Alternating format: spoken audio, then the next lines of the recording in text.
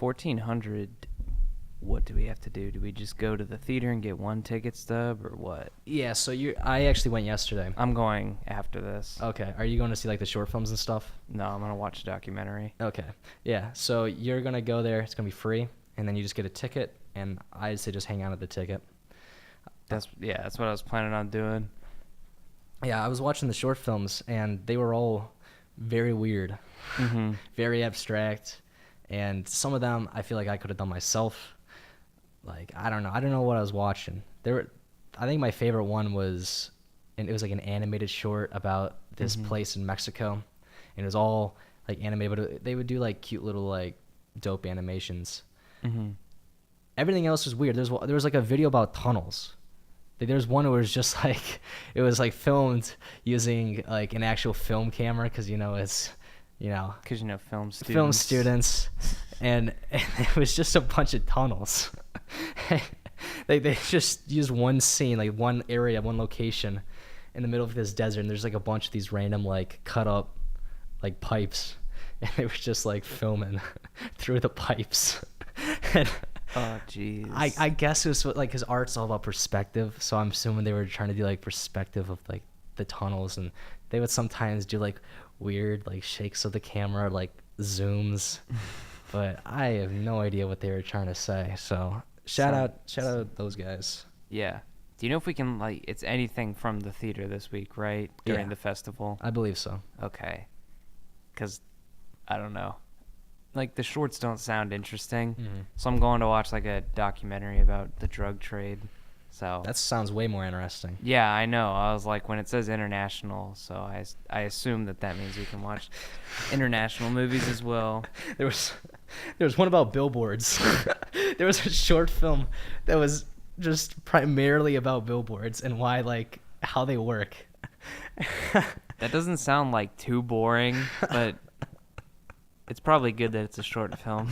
Yeah, I was very happy that it was just a short. Imagine like a whole documentary that like about billboards. That'd be something. It was all right. I mean, if it was longer, I definitely would have been more upset.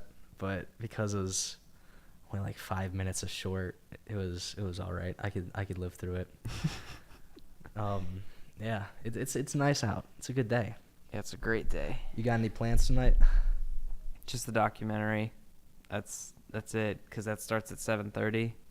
So I'll be doing that for 2 hours. Yeah. Bitch is gonna be long. I might leave early, but yeah, I think if I get the general idea, that's what matters. Yeah, I stayed for about like 5-6 short films, and I was like, okay, I think I've got a good gist of what I'm gonna get.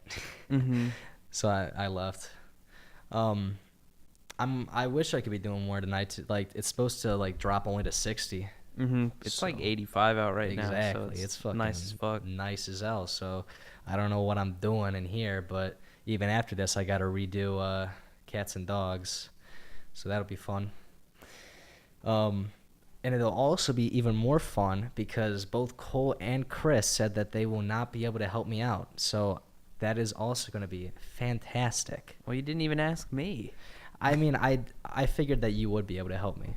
No offense, because after this, I feel like we could get like a quick recording thing done. Yeah, we can do stuff in here. Exactly. So I was like, I already know. Like, if Alex tries and tells me he's not free, I'm just gonna be like, all right, motherfucker.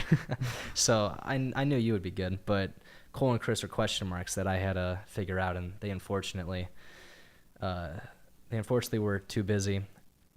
However, I'm going to need at least a little bit of dialogue from Chris. So if I have to get him to send me a voice memo through the phone, I will do that. Do you present it tomorrow? Yes. I've already worked on all the soundscaping parts, and I redid the intro. I think the intro sounds good. I think it sets up the characters, at least in a way that I didn't have to re-record dialogue. So that'll be fun.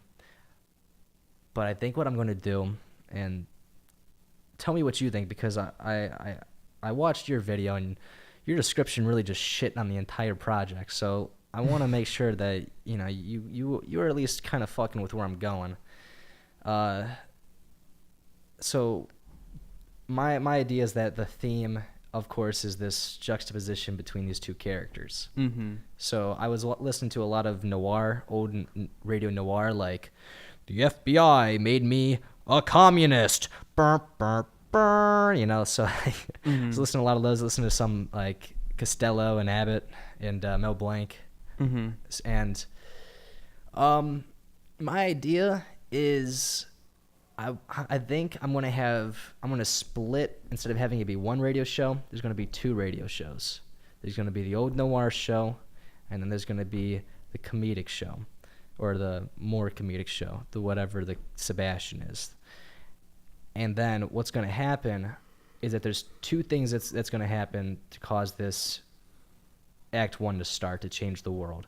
It's either gonna be just the radio itself malfunctions and merges the 2 worlds. Mm-hmm. Or I was even thinking of having Gene Manhack shoot his sequel maker 3000 to make the worlds collide. But I think I would rather just have the world itself merge without the characters inside it fucking it up. Yeah, I think you could definitely do that with just like plenty of static. Plenty of static. Or like a... So that's what I'm going to Yeah. do. I'm probably just going to use the static. And then that's what's going to merge the 2. So that's going to kind of bring the 2 characters together. And then I'm going to, instead of having the whole fuck you, I'm going to have them be like, after the fight scene, I'm going to have them be like, hey, you know what? You're not too bad for a cat, you know? And like, you know what? You're pretty good yourself, dog. And you'd be like, you know, together, we might be able to kick some serious ass. Mm-hmm. Cat's like, sure, let's do it. And then I'll probably just cut it there and be like, to be continued in the next series. Because I just wanted, you know, I feel like clearing it up and giving it at least a little bit better of a conclusion. Well, and maybe opening it up for further productions if it were a thing. But the main problem was that people couldn't understand the story. People couldn't understand the story, and the conclusion was tacked on at the last second. Yeah, completely changed. And as much as I would like to go through with the whole, like, you know, let's capture Pritchard and let's capture, you know, Gene Manhack, let's beat him up, I just don't think that'll be possible without the help of Chris and Cole. And if I'm only going to be able to get a few pieces of dialogue from Chris, then I would say maybe let's make this a part 1 and leave it up for continuation as if it was like a yeah, radio like they can series. fight, and then there can be like a post narration where it's like, Yeah. on the next episode, we will see them team up and fight the 2, Gene Manhack and Pritchard. But will these 2 evil people also meet up? And it'll be like a little part where it's like, who are you, Gene? And be like, Pritchard, you're a mouse. You know, like just something like that. Like they team up, and then the good guys team up, and then they fight. But yeah, so I think the main thing is just making sure it's cohesive, making sure it's understandable, and then providing a conclusion where after the climax, after the fight scene, there's at least a little bit of a resolution, then leaving it up open-ended, leaving it on a cliffhanger. That's how I'm probably going to fix it. So yeah. I'm hoping it goes well. It's not too hard of a fix, but you know, it's going to be interesting. Carrying all this. So yeah. What do you think? You fuck with it? Yeah, if I had known, I would have signed up and contributed more. But no, don't worry about it. It's all right. I honestly, I think since Gene Manhack isn't going to actually be fucking with the timeline, I think honestly, yeah, we're probably good. I don't think I need you. No offense. No. So yeah, that's cool.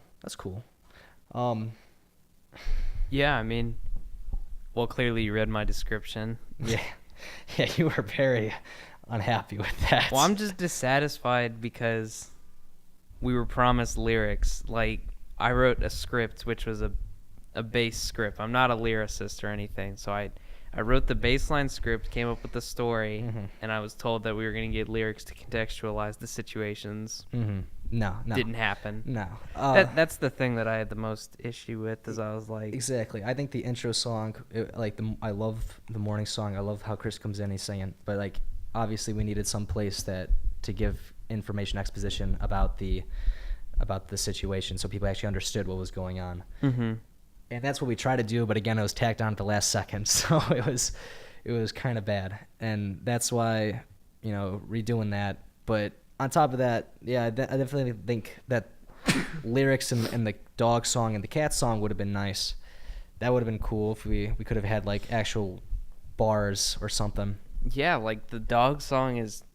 I think my main thing is just that there was too much focus on music production. It's awesome that we used original music in it. It's really cool. Yeah. But at the same time, it ended up being an incomplete product.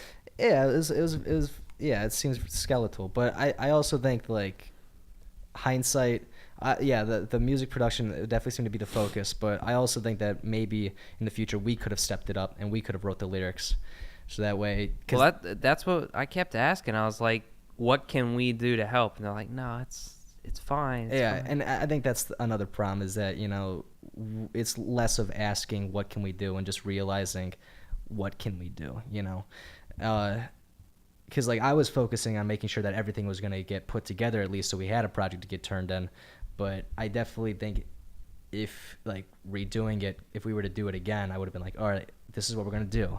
Cole, you're going to be in charge of all the staticky sounds and that dope aesthetic you got. Chris, you're going to be in charge of making all of the all the main songs. So Cole's effects, your songs. Alex, you could be lyrics, and then I don't fucking know. I'll do whatever. I'll make sure that we get the things that we need. I'll make sure everything's like managed properly.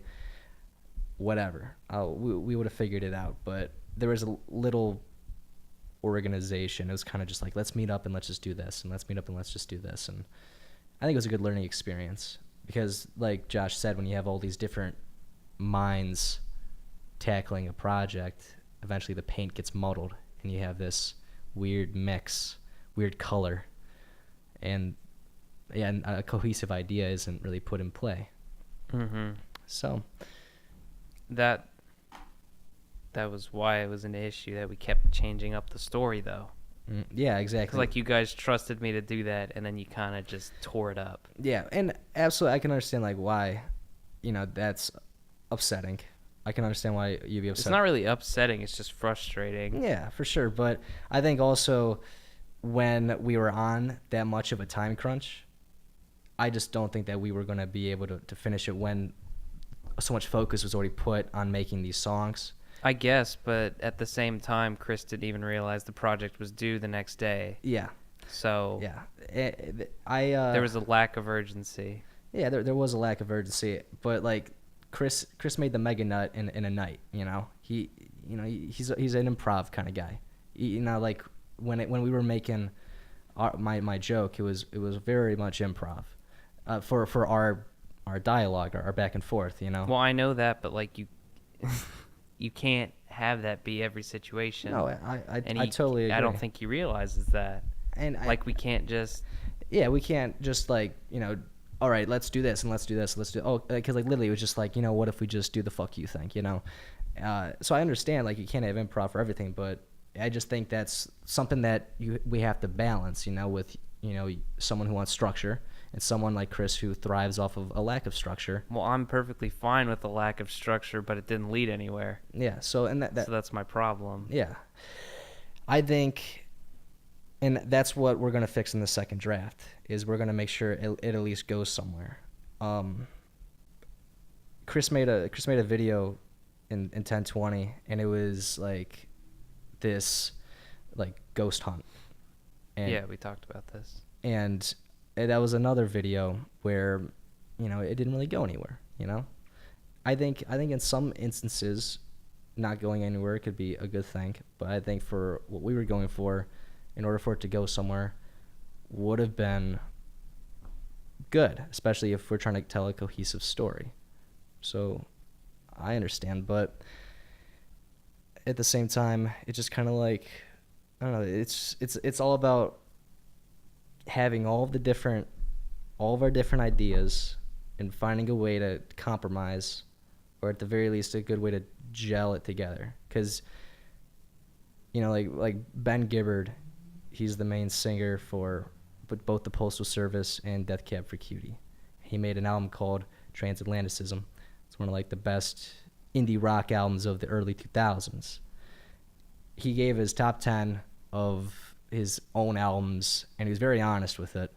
And he put Transatlanticism at number 1. He said that most people think that the best art that an artist comes up with, the best stuff that he makes, is from, conflict and resolving conflict and this and that.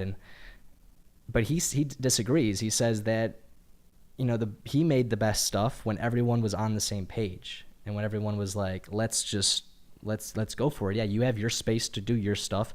I have my space to do my stuff, and we're just flowing off each other. And I think that, with Cats and Dogs, it was kind of like we were all kind of in our own little world, and I don't think we were really working together. I think we were all kind of on different pages. So I think in the future, just so long as we are all on the same page and we all make sure that we're on the same page, a production like this could be smoother. But even so, it was a first draft, It's a first draft of a project.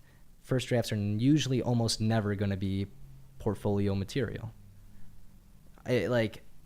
Very little of the things I've uploaded on my YouTube channel I would probably put on a portfolio. I'd probably maybe put my found footage, little bits and pieces, but even then, probably not, because it's found footage, Maybe something from Scissor. I don't know. I don't think anything on my YouTube channel as of right now is portfolio material, and a lot of that's because a lot of it's a rough cut, It's a first draft. So I wouldn't beat up on Cats and Dogs too much. It doesn't really go anywhere. But I also think that out of all the audio projects, I think ours was still way more, I would say there was a lot more going on. Mm-hmm. So that's what I'll say. Yeah. Now, how is this Mario Kart thing going? We're meeting up on Sunday. Yeah. And we're just going to do a Let's Play. And then I'm leaving because I got shit I got to do on Sunday. Yeah. After that, I got to go to dinner with Bella, and then I have an Ireland meeting. So I don't really know. I'm going to go. I'm going to kick some ass in Mario Kart and then peace out. So I heard you guys are doing like the Office thing or something. Yeah. Do like Office type interviews, which is such a basic bitch thing to do, which I don't know why Kat is organizing it, because obviously it's a terrible idea, but oh well. You should make it like a reality TV show, like Total Drama Island or something. I think that's what she thinks that it is. You should be like, I'm going to win. Get ready, y'all. I'm the best Mario Kart player ever. Show off your trophies like, I won back in '08. I beat everyone. I wish. Be like, I used to be the best on the Wii. I had my own gold Wii wheel. I was so trash at the Wii though. I was good at DS, but that was about it. The Wii U had too many different controls, and then the fucking the one on the Wii was just like going like this shit. Fucked me up. Yeah. So I'm guessing you guys are using a Switch then? I don't know. Like, I'm meeting them somewhere on Sunday, and hopefully they have enough controllers. That's what I'm saying. I really hope they. I don't know what system we're playing it on. Yeah. I don't know this. I don't know all these people are all like, "Yeah, let me join. Yeah, well, more the merrier." And then all of a sudden they only have like 4 controllers. Yeah, which is fine because they want to do like a competition, but you can't finish up a competition in an hour and a half. Yeah, I'm definitely excited. I mean, I think it'll be a cool product. I think it'll be fun. Yeah, Good. You should join. No, I'm good. It doesn't really sound on my alley. I'm just joining to slap my name on it, so I get the 50 points. Yeah, that's about it. I think I want to do the 75. I have a buddy of mine who wants to like make video games, and he's like a really good coder. So I was like, okay, if you code, I can do like all of the graphic modeling and stuff. And we were talking about like making something over the summer, but I feel like this would be a good way to get our feet wet. So I was like, yeah, I mean, just by coming up with an idea, because that's all you have to do. Exactly, and it's based off of a TV show, and we're both Game of Thrones fans, so I'm thinking it'll probably be something Game of Thrones related. I think that'd be pretty dope. Yeah, it's not a bad idea. Yeah, especially now with all like the craze and the hype Like Telltale made a Game of Thrones game and it sucked, but people still I was played gonna it. say it was trash. It was trash, but people still played the fuck out of it because it had the name associated. But then again, Telltale's bankrupt and defunct now, so That's their own fault. They didn't adapt. They made the same game with different stories, and the stories weren't even good. If The Walking Dead season 1 is like the fucking best game they made, and it's the best game because it had an actually intriguing story. Choices don't matter in those Telltale games. It's an illusion of choice. Don't try and tell me that my choices matter. It's basically what kind of dialogue, what different dialogue am I going to get back after I say a piece of dialogue. mm-hmm. So they either should have updated their system and been like, like, hey guys, we're gonna make a new game engine this time. Your choices actually do matter. Or they should have just been like, yo, honestly, choices don't matter, but this story fucking slaps. They should have got weird with it. They should have got real experimental. I would have played an experimental Telltale game. Well, The Walking Dead was kind of experimental. Yeah. Telltale wasn't really making anything like that at the time. Exactly. So that's why, like, when that came out, like, it was cool, but then they kept making the same thing. But yeah, because they just replaced the character models. Yeah. They Yeah. just cut and paste, and it was lame. Yeah, exactly. That, like, when they got weird, it got, like, Tales of the Borderlands. I like Tales of the Borderlands. They got weird as fuck with that. So they should have just kept doing something like that. Mm-hmm. Or Wolf Among Us. I loved Wolf Among Us, and that's weird as fuck. I wasn't a fan of Wolf Really? Among Us. Yeah. It was a pretty decent idea, but it just wasn't executed well, in my opinion. I read the comics, the Fable comics, so I was already on board from the start. So Mm-hmm. that was my tea. But yeah, I don't know. I think it was a cool concept. But I think if Game of Thrones were to be more of I do think choices, like a choice Game of Thrones game, would work because a lot of it is the diplomacy, not in the later seasons, but earlier seasons. It was a lot about, you know, the behind the scenes, you know, Littlefinger pulling the strings. Now it's about like the dope CGI and who's dying. The big battles. The big battles. That's what's important, bro. But back then it was like Ned Stark's like figuring out like oh my god, I can go on about season 1 how fucking good it is. I mean, you can do whatever the fuck you want. I mean, I just read all the spoilers for Game of Thrones. I've never seen I wouldn't it. be spoiling anything for you. Okay.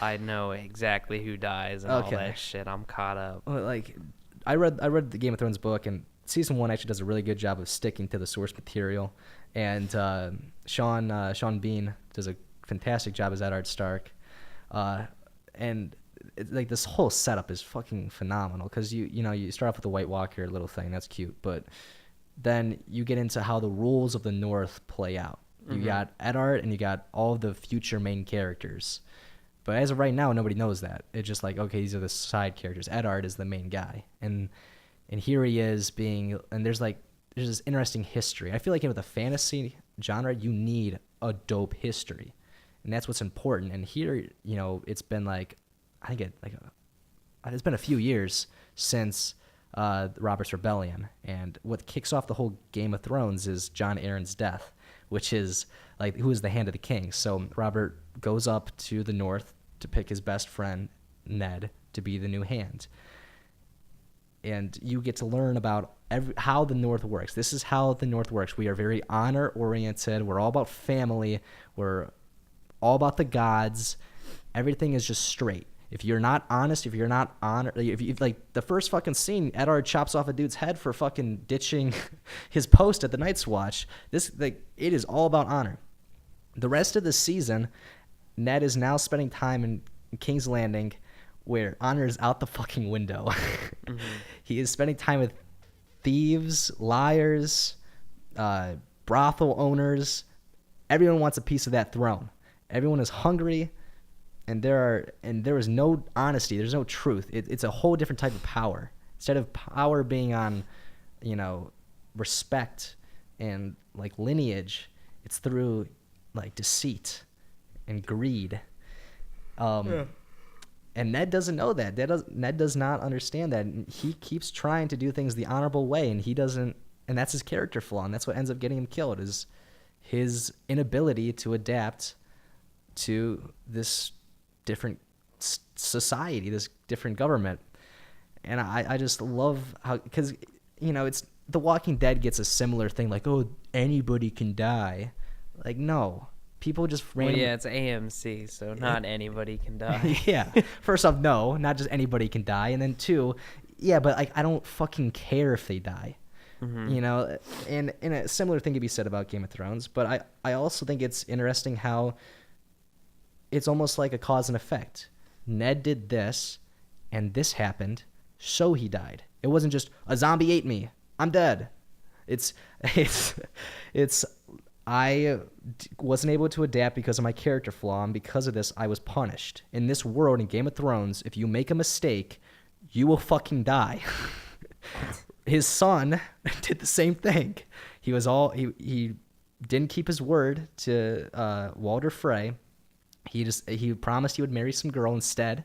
He decided to marry some random broad that he found in his camp, and because he wasn't able to, and because his honor was wishy-washy, he wasn't able to keep the North on his side, and the people who he did keep were secretly teaming up with the Lannisters. You have the Boltons, who just completely backstabbed Robb at his own wedding just to take over power in the North, and the dude was too dumb to see it coming. Dude was not smart with his play.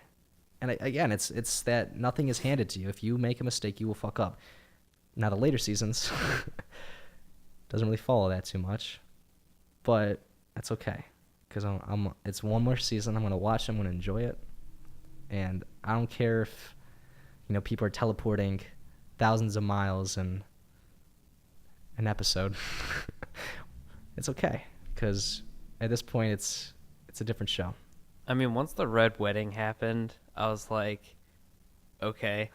I read and I was like, okay, I gotta know all the spoilers. So I just watched all the character deaths, and I was like, damn, this is kind of ridiculous. Yeah. And then you get to the Red Wedding and just everyone dies. And I'm like, what the fuck? Yeah. It's one show that it makes me question. Does George is he okay? I don't know. Okay? Does he know. value human life? I don't. Yeah, you gotta really ask that question. What is wrong with him? You gotta really ask that question. I think that George, he had this all fucking planned out from the start. He knew who was gonna fuck. He knew Jon Snow, because in the first, it's really funny. There's actually a foreshadowing. This is what I used to fucking do back in high school. I used to watch all of the YouTube conspiracy videos and shit of Game of Thrones. There's Prince Joffrey, who is the son of Jaime and Cersei, brother and sister, and he's fighting Jon Snow, a believed to be bastard. And then Arya's talking to Robb or whatever, and Arya's like, why doesn't Jon fight back? Why does he let Joffrey push him around? And then Robb's like, well, you see, bastards aren't allowed to hit princes. And it's a little bit of cute little foreshadowing, because Joffrey is actually the bastard and Jon Snow is the prince. Once you read that kind of shit, you're like, all right, George, you figured this shit out, haven't you? Mm-hmm. You figured this shit out from the start. Originally, it was only supposed to be 3 books, so I think he had it all. I think he had the whole Jon Snow thing figured out. But I don't know what happened, how that ended up turning into, whatever the fuck we're at now. Yeah, him and Daenerys fucking plowing. Yeah, that's hot. It's weird. Aren't they related? Yeah, she's his aunt. Yeah, it's fucking. But it's funny because the first episode, you literally see incest, and you're like, what the fuck? Well, you see incest, you see attempted child murder. Yeah, exactly. All in the first episode, and you're like, whoa. Yeah, that was what I watched. I watched the first episode, and I wasn't hooked. Yeah. I can't lie, I was not hooked from it. And so many people are like, oh, it's so good. Exactly. And I'm like, I wasn't hooked until that 9th episode when Ned got his head chopped off, because I was like, I was still thinking all right, it's a main character. How is he gonna get his way out of this? Is he gonna maybe Arya's gonna throw a dagger and kill the guy and then go up and save him, and then he just ends up dying, and you're like, yeah, I've seen so many fucking things of Ed Stark getting his head Yeah. chopped off. That I'm just like, okay, I don't want to watch season 1. That's like 10 hours I have to put in. Exactly. And like 9 of which I'm with someone who's gonna fucking die. Yeah, the whole it's way better when you don't see that coming and you're just sitting there and you're like, okay, how is Ned gonna fix the problems at King's Landing? How is he gonna figure his way out through this new world? He doesn't. He's not, bro. He's not. Rip. Yeah. And yeah, so I totally understand why people wouldn't be hooked on episode 1, but still, you have this incest and people are like obviously discomforted by the incest, but now we're at the stage where people are all like, fuck yeah, Daenerys and Jon Snow getting at it, hell yeah. What's No, up? It's so gross. All the frat boys in like those bars watching, they're like, yeah. It's so whack. I cannot handle it. Shout out Game of Thrones for making incest cool again. Was it ever cool to begin with? Back in like the middle ages. I'll be right back. I gotta go blow my nose. My allergies are fucking killing me. All right, go for it. All right, y'all. I'm gonna read off some things people are sending me. Let's see here. Let's spoil my conversations. Oh, Pete. Shout out Pete. Sent me thanks. Told him to have fun today. He's going kite flying. My boy Jack Tucker, he was on this podcast. We're gonna have a radio show, and that'll be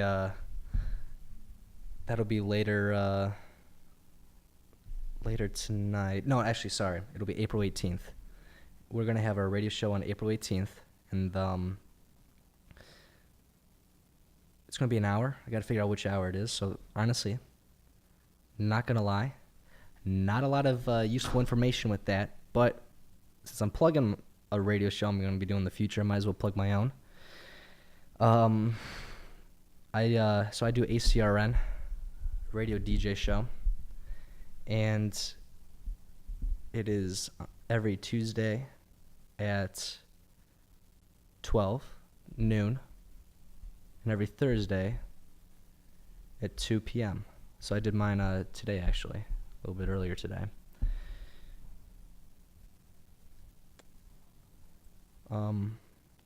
So tune in. I think you have to get an app. It's called Radio DJ.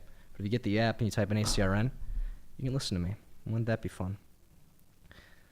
And yeah, sometime April 18th, I guess I'm gonna be doing. It's gonna be an all-nighter, or it's not gonna be an all-nighter, but it's gonna be later that night because after 10 you get to play explicit content. So probably gonna be playing some bangers because that's the one thing I have a problem with is that you can't play explicit content. So like you can't play like a 90% of rap. But I don't know. It's not that bad. It's all right. All right, welcome back, Chief. Sorry, y'all. Hay fever's a bitch. Yeah, it's all right. All right. I don't know. You got anything else going on in your life? No. That's What were cool. you talking about? Well, I was just talking How's about ACRN. I'm going to be doing like a show, an all-nighter or something, so oh, it's going to be keeping me busy. when? April 18th. I got to figure out what time it is. I'm going to be doing it with some buddy of mine. So, yeah. However, I definitely am itching to start this cats and dogs thing. So, unless you want to do anything else, I'd say that this is pretty good. Yeah, that's fine. All right, cool. Alrighty. All right, y'all. Thank you for tuning in. Catch us next Tuesday for Expert Artists. Hope y'all have a wonderful day. See ya. Bye-bye.